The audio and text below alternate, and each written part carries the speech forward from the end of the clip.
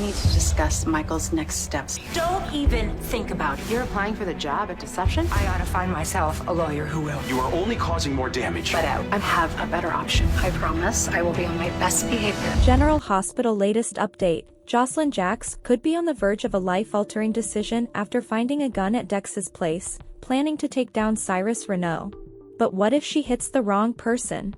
The aftermath could lead to tragedy, with innocent lives at risk, and possible romance complications with Gio. Hello everyone, welcome to my channel. I hope everyone is having a wonderful day. After watching these videos, please hit the subscribe button and give this video a thumbs up. General Hospital spoilers, Josslyn's tragedy, wrong victim takes hit meant for Cyrus? General Hospital spoilers reveal that Josslyn Jax, Eden McCoy, may grow impatient and worry that the justice system is going to fail her. Despite Josslyn's efforts to get Cyrus Renault, Jeff Kober, locked up, she may ultimately feel like she has to take matters into her own hands. Josslyn recently found a gun at Dex Heller's, Evanhofer, place, so she could end up using it to go after Cyrus herself. General Hospital spoilers indicate that Josslyn will indeed face a turning point and will make a choice that'll change her life permanently. However, that doesn't necessarily mean that Josslyn will be the one to take Cyrus out. This seems like a situation that could go horribly wrong if Josslyn isn't careful. What if Josslyn's revenge ends in tragedy? Could there be an unexpected victim who gets tangled up in all this? Josslyn's life could change permanently in a different way if she hits the wrong person by mistake. Someone innocent could take a bullet meant for Cyrus, so that's an option to keep in mind. We can think of someone who might try to stop Josslyn from making a terrible decision that could land her in prison. Giovanni Palmieri, Giovanni Mazza, might step up and try to prevent disaster, only to wind up in danger himself. There'd be some good reasons for Gio to get seriously injured, since it could pull Josslyn closer to him and perhaps set up a love triangle with Emma Drake, Braden Bruner, now that they're growing rivals. After what happened to Dex, Josslyn would be horrified if she became the reason Gio landed at General Hospital for a life-threatening ordeal. Plus, this could be the catalyst for Lois Cerullo, Rena Sofer, to finally admit that Gio is Brooklyn Quartermain, Amanda Seton, and Dante Falconeri's, Dominic Zamprogna's son, which could blow up a lot of lives. Whatever the case, Josslyn's vengeful side is growing stronger and could pave the way for her to go after vigilante justice. If that happens, our predictions hint that Cyrus may not be the only one who lands in a dangerous situation. General Hospital spoilers say Josslyn has some shockers in her future. Looming.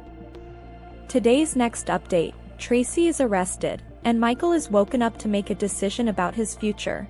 Today on General Hospital, Ava meets Jens, Lulu wants a job at Deception, and Willow makes a peace offering to Carly and Sunny.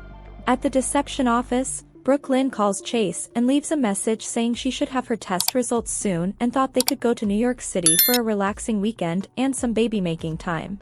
After she gets off the phone, Lulu shows up.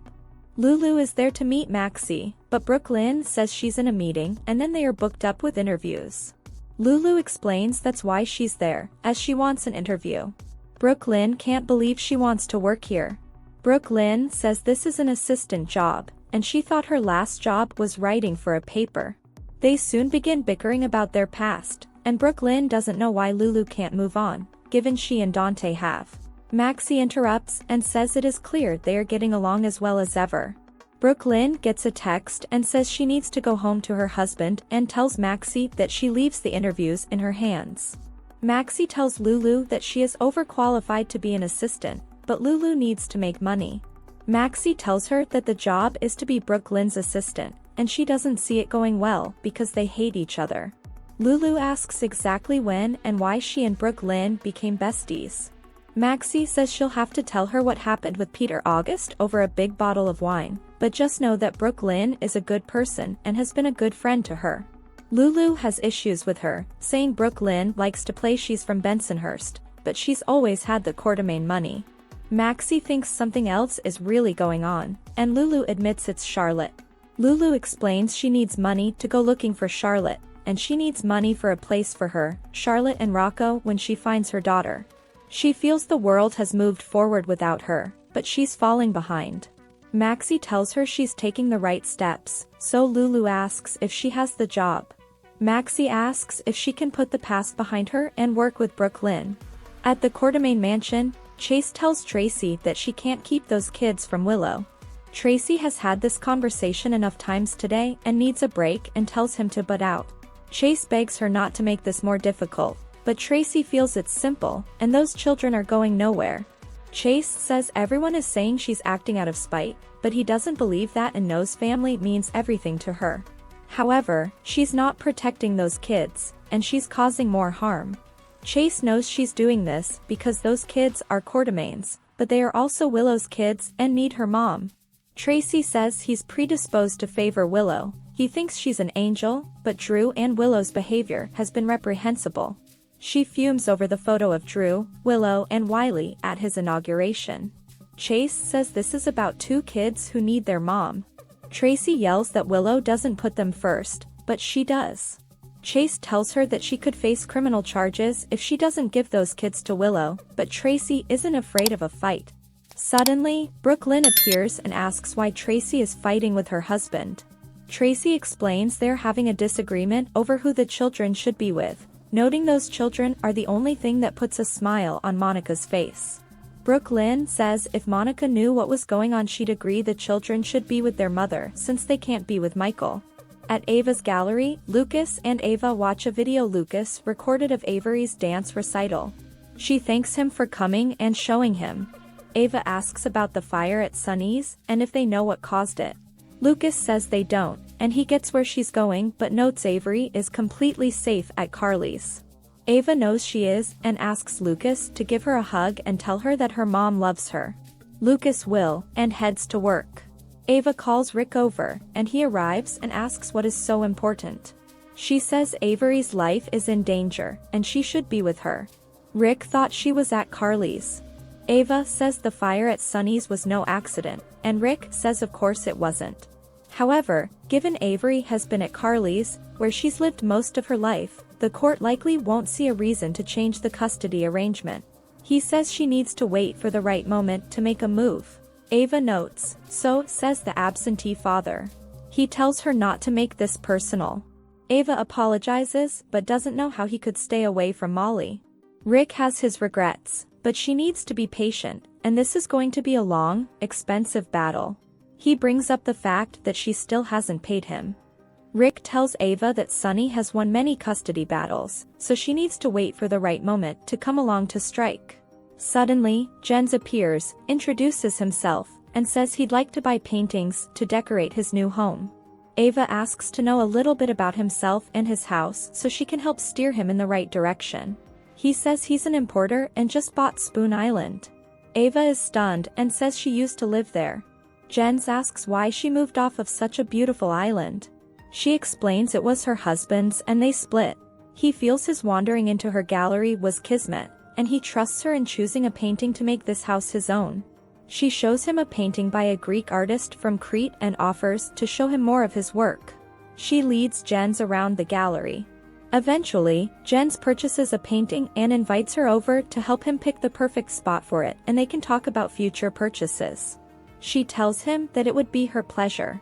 He hopes to see her soon and kisses her hand. He departs, and Rick says watching her work was enlightening, and then snatches Jen's check from her hands as her first payment for what she owes him. At the Port Charles Grill, Cody drowns his sorrows in booze and runs into Drew on his way out. As they bicker, Jordan intervenes before they come to fisticuffs. Cody says he has no problem with Drew, but Drew seems to have one with him. Jordan tells them neither needs to get into a fight in a public place. Cody tells Drew to have a terrible day and walks off. Drew thanks Jordan for having his back, but she says he seemed to be the one who started things. Drew says he doesn't trust Cody, but Jordan points out that nobody in this town currently trusts him. He guesses she spoke to Curtis, who he did offer a promotion to. Jordan says he misled Curtis and betrayed a man who was a good friend to him.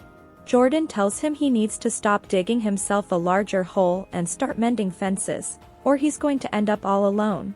Jordan departs and Martin approaches Drew. He jokes it's safe to say his approval rating among his constituents has gone down. Drew won't discuss his personal life with him. Martin offers him advice from someone who has gone through 3 divorces. The heart wants what it wants, so he needs to stay true to himself and what he wants. Drew thanks him and asks Martin to help him get Willow's children away from the Quartermains and back with their mother. He says Tracy has no legal rights to those kids. Martin knows that, but Tracy knows the system, and she has deep pockets. Drew says he'll do anything to reunite Willow with her children. Later, Martin and Drew arrive at the Quartermain mansion with several officers. Martin tells Tracy they have a court order, and she must hand over Willow's children. Giddy, Tracy explains she can't, as she doesn't know where they are. Drew orders the officers to arrest her. When Tracy resists, that's added to her record. Tracy tells Drew he will regret this as she's placed in handcuffs. Cody stops by the hospital with a check for Brad to give his aunt, saying it's most of the money he owes her. Brad can't believe he placed a bet for him and he can't pay up. Lucas spies on them from afar. Cody hands him a check and is $5,000 short. Cody says he's good for it, but Brad says to take it up with his aunt. Cody walks off, and Lucas approaches Brad about what's going on. Brad tells him everything that happened, but Lucas says he doesn't owe him an explanation. Brad knows that, but Lucas taught him that telling the truth is important, and he wanted him to know. Lucas smiles, says he appreciates it, and walks off. Sunny arrives outside Michael's room to meet with Carly and Willow. Willow knows they are both upset with her, but she wants to find a way forward that works for all of them. Carly asks if that means she'll let them see their son. Carly admits she took the kids, but for Michael, and she never expected Tracy to hold on to them. She and Sunny both say they've tried to get the kids from Tracy, and they are worried sick about them. Carly says Tracy can't hold on to them legally, and they will get them back. Willow hopes so, but says she's realized she can only trust her own judgment on what to do, and that includes what is best for Michael. She knows Michael needs them, and she won't stand in their way of seeing him. Sunny thanks her, and Willow honestly doesn't know how things got to this point. She says she still loves Michael, he gave her a family, and she wants him to get better and be with their kids. Portia arrives to discuss the next steps for Michael's recovery. Willow tells Portia they can talk in front of Sunny and Carly, and they will all make a decision together. Portia says a bed has opened up at Johns Hopkins, which is the best burn treatment hospital in the country and is fairly close, so they can visit. Carly explains she may have a better option. Carly fills them in about the clinic in Russia, which closed, but that one of the doctors has relocated to Germany, and Jack Brennan has secured Michael a space there. Sunny takes Carly off to talk privately and doesn't know how he feels about sending Michael so far away. She says he saw the results himself with Ava, and this is best option for Michael. Sunny doesn't know if they should trust the WSB. Carly says she'll be there daily with Michael, so trust her. Sunny and Carly return to Willow and Portia. Willow feels they should keep Michael nearby, and Portia, not knowing anything about this treatment at the German hospital, has to agree. Carly tells them Ava went to the Russian clinic, was covered with third-degree burns, and they would never know it. Willow still chooses Johns Hopkins, but Sunny believes Michael should make the call. That means waking him up, and it would cause him great pain. Carly agrees Michael would want to make this decision, so Willow tells Portia to wake him up. Portia says only one person can talk to him, and they agree Carly will talk to him. Carly sees Michael, who stirs awake and is in great pain. Back outside his room, Sunny tells Willow he's glad they were able to come together to do what is best with Michael. Willow says Michael is lucky to have him and Carly fight for him. Not everyone has that kind of unconditional love. Meanwhile, Carly informs Michael that they want to help him get better, but they need him to tell them how, and he needs to make a choice. Thanks for watching this videos. Please hit the subscribe button for more updated news.